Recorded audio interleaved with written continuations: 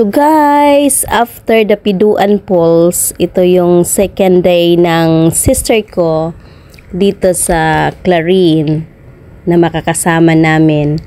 So ngayong gabi andito kami sa Osamis Wellness Park. So ito'y isang park dito sa Osamis City na malapit sa pier. So, ito ay bagong bukas lang din. So, kaya yun, since andito yung pamilya at nakabalik na rin si Bella mula sa Manila, at si Papa naman yung hindi namin nakasama kasi itong pagganito guys, nako, si Papa hindi mahilig. Kaya mas gustuhin niyang maiwan sa bahay, manood ng boxing kaysa lalakwat siya ng ganito. So iniwan namin siya sa bahay at kami lang ang andito sa park. Kaya ayun, picture at saka ikot-ikot. So samahan nyo kami sa pag-iikot namin dito sa park, wellness park ng Osamis. So sige, see you later.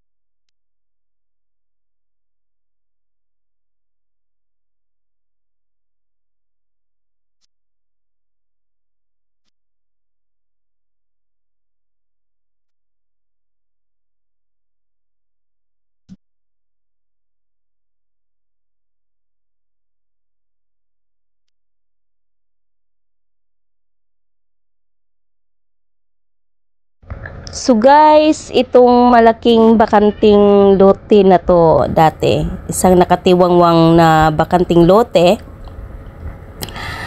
ay ito na ang itsura niya ngayon. Isang napakagandang park ng city ng Osamis.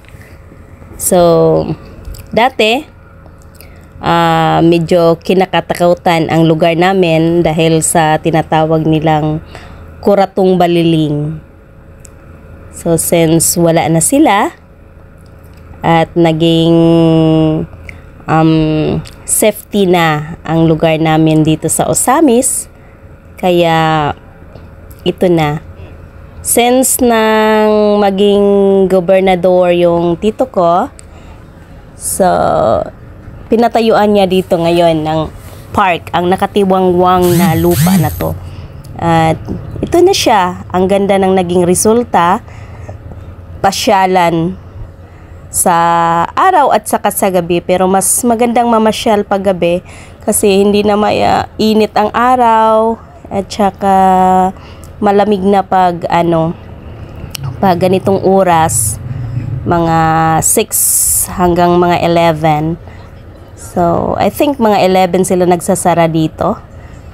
So, at saka malapit din sa pier, kaya medyo maganda ang hangin sa gabi.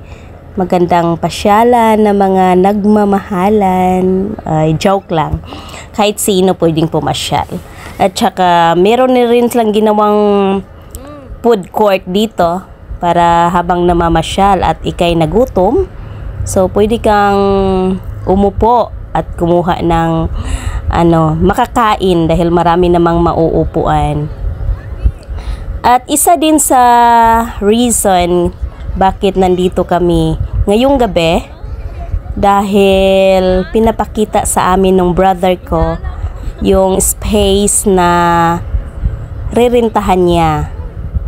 At sana ma-approve kasi he's waiting for the answer of the mayors of Osamis City, kasi yung brother ko nasa lungsod kami ng Clarin at ito naman sa city. So prioritize nila dito yung magnegosyo ng na taga talaga naninirahan sa city.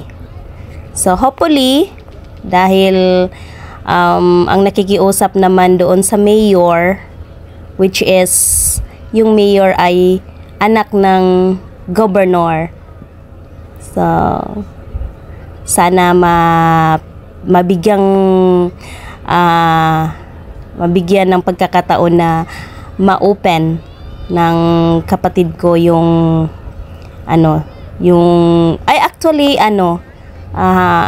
sabi malapit na palang mag-open, kasi itong kapatid ko ay may dalawang branch na rin ng snack food doon sa town center mismo ng Osamis. Sa Clarin. So ito na kung mapagbigyan siya ng pagkakataon na mag-open dito. So ito na yung pangatlong branch niya. So hopefully, brother, more blessings to come, and because you are not selfish, that's why God blessed you a lot of blessings, and thanks for the love of for us, kasi kahit may kanya-kanya na tayong buhay at may kanya-kanya na tayong obligasyon, pero sa mga pagkakataong we need each other. So andito ang pamilya natin, nagtutulungan, nagmamahalan, at ito naman talaga ang hinihiling natin, na sana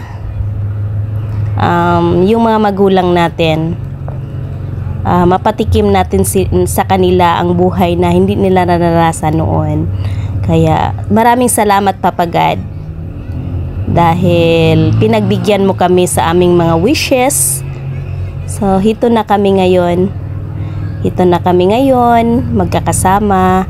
Hindi man lagi-lagi, pero at least si Mama at saka si Papa ay malakas pa. Kaya pa nilang bumiyahe, kaya pa nilang magliwaliw kasama namin. Kaya maraming salamat, Papa God, na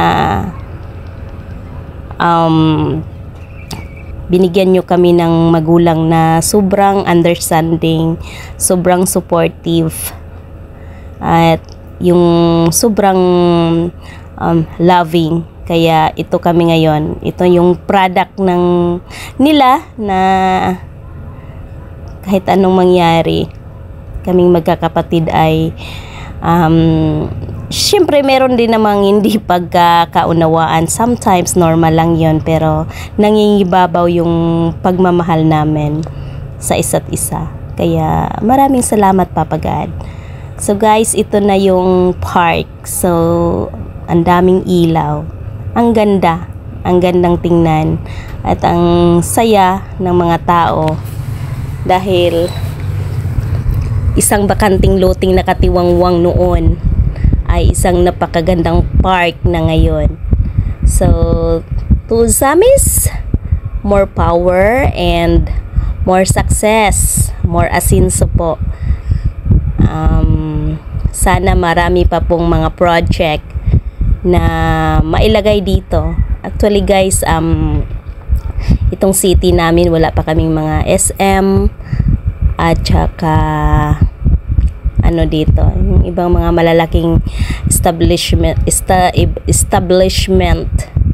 So planning daw na maitatayong dito, tawag nito SM sa lugar namin dito sa Osamis City, At saka plan din naman ng governor na magiging international din yung airport namin. Kaya kita nyo naman sa ibang mga videos ko na maliit lang yung airport namin, pero side by side, left and front, what is that? Nagkakamali na ako.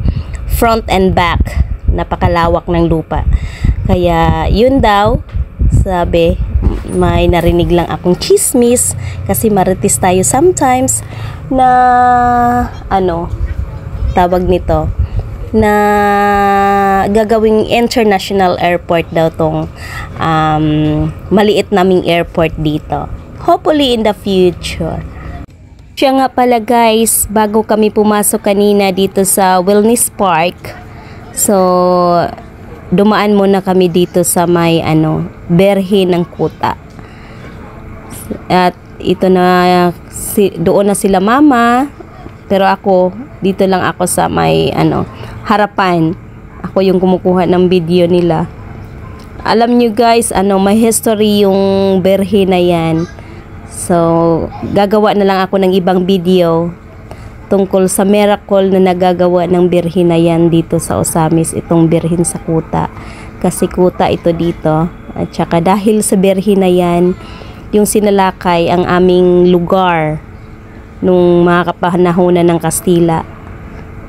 May milagrong nangyayari at nawala ang Osamis sa paningin ng mga sumasalakay.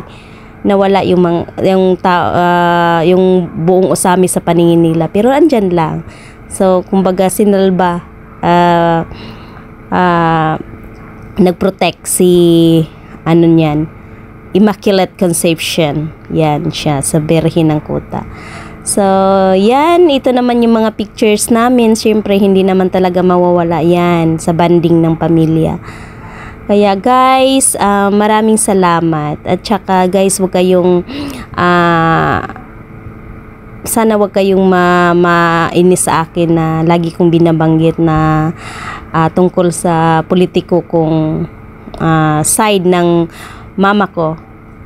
Actually guys, magkikita-kita lang naman kami at mabanding lang naman namin sila sa oras ng reunion namin. Pero sa mga oras na mga ganito, hindi. At saka kami na rin yung naglagay ng wall para kasi hindi naman kami kasing yaman nila, at saka hindi kami mga politikong tao, mga lang kami, kahit si mama na sa barangay, pero hindi kami mapolitika, kaya kami yung medyo lumalaylo sa kanila dahil hindi kami ka-level nila, di ba?